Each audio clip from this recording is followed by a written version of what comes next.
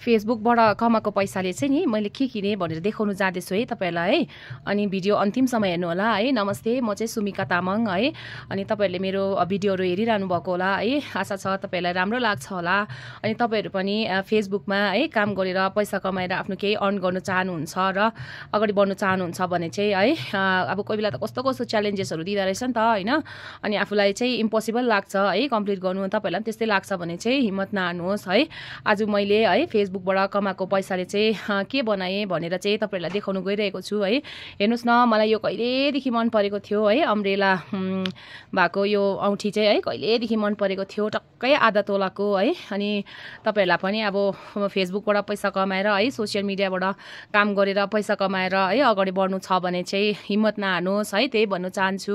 अनि यो जुन चाहिँ औँठी छ है, मैले भर्खरै अस्ति नै अर्डर दिएको पैसा आउनु बित्तिकै है त्यो औँठी चाहिँ लिएर आएको। अनि तपाईहरु पनि है आफ्नो के सपनाहरु छ, के अधुरो कुराहरु छ हैन, यदि अब पूरा गर्नु चाहनुहुन्छ भने चाहिँ हिम्मत नहार्नुहोस् है। फेसबुकबाट साच्चै नै पैसा कमाउन सक्दो रहेछ हैन।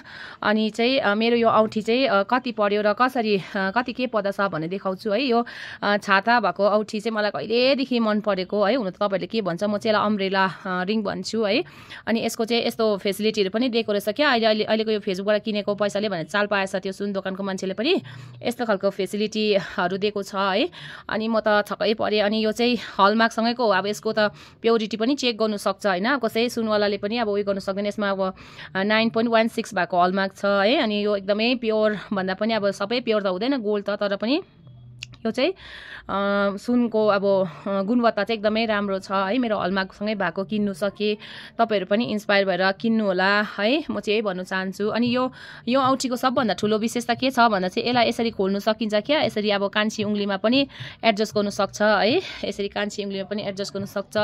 अनि यो हाम्रो साइली औंगलीमा पनि माइली औंगलीमा पनि एकदमै मजाले एडजस्ट गर्नु सक्दो रहेछ है। तपाईहरुलाई पनि मन पर्यो भने चाहिँ मेहनत गर्नुहोस् है। फेसबुकबाट अवश्य पैसा आउँदो रहेछ, मेहनत गर्नुहोस्।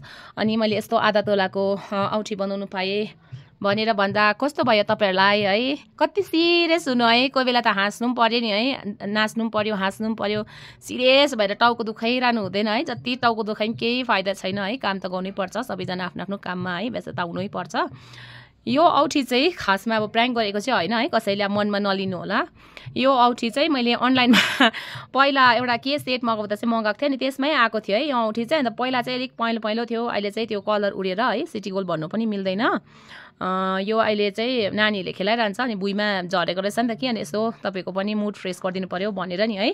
अनाथा नलिनु होला है, जस्ट जोकिङ है।